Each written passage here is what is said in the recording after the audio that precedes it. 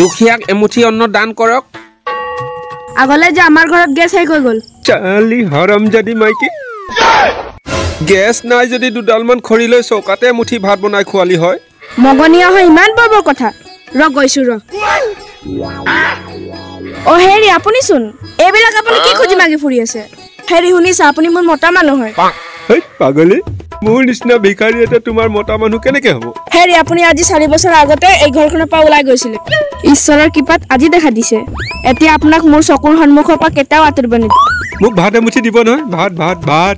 আহক ভিতৰলৈ আহক মই এতিয়া আপোনাক বহুত প্ৰতিপাল কৰিম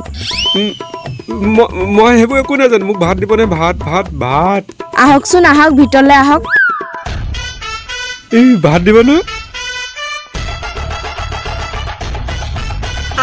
এই তেলটো দেখিছে এইটো আপোনাৰ পছন্দৰ তেল হয়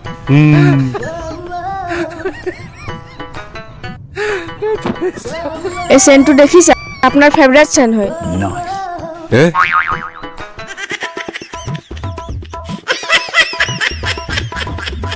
শুনিছে আপুনি কোন হয় কিন্তু মোৰ একো মনত পৰা নাই মোৰ বৰ ভোক লাগিছে মোক ভাত দিয়ক ভাত ভাত এতিয়া চপা কৰি দিছোহে লাহে লাহে সব মনত আহিব এই সেন্টৰ গোন্ধটো আপোনাৰ অকনো মনত পৰা নাই নে নাই নাই একো মনত পৰা নাই মোক ভাত দিয়ক ভাত ভাত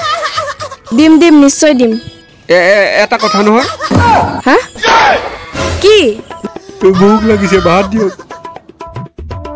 এতিয়া আপুনি পানী গ্লাস খাই লওক মই ভাতটো যোগাৰ কৰি আছো